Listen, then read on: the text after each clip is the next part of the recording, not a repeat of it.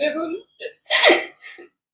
ফাঁকির মতো করে মানুষ হত্যা করেছে।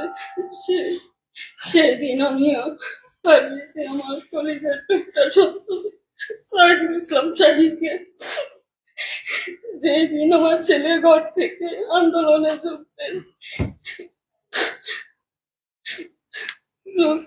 দেওয়ার জন্য যাচ্ছিল, সেই দিন তার কাছে গাড়ি ভাড়া ছিল না, যাওয়ার মতো টাকা ছিল না। সে আমার কাছ থেকে 25 টাকা নিয়ে যায়। তখন আমি তাকে যেতে না দিলে সে আমাকে বলে, এই সুযোগে যদি স্বৈরাচার হাসিনাকে ক্ষমতা থেকে সরাতে না পারি আর কখনো সরানো যাবে না, আপনাদেরকে আন্দোলনে যেতে হবে। এটা পুরো বাংলাদেশ মুক্তির আন্দোলন। এই কথা বলে সেদিন আমার ছেলে আমার কাছ থেকে বিদায় নিয়ে চলে যায়। দুপুর 2টার দিকে খবর পাই আমার ছেলে হত্যা হয়েছে। আমার ছেলে কখনো এই স্বৈরাচার সরকার নামও শুনতে পারতো না। আমার ছেলে ছিল আমাদের ছাত্র অধিকার পরিষদ ফেনী সদর উপজেলার শাখার আহ্বায়ক।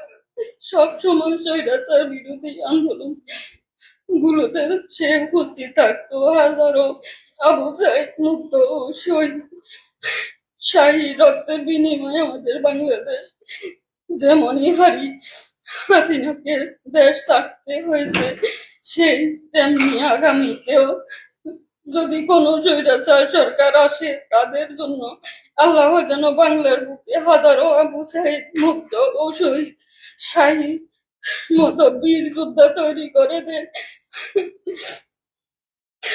আমার ছেলেকে আমি অনেক কষ্টে মানুষ করেছি। আমার ছেলে কখনো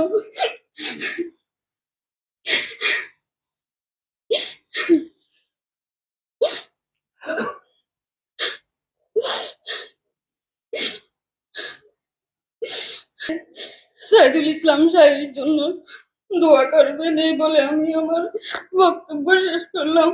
আমি বলতে অনেক কিছু বলার ছিল, আমি পারতেছি, আমি অসুস্থ। আসসালামু আলাইকুম ওয়া রাহমাতুল্লাহি ওয়া বারাকাতুহু।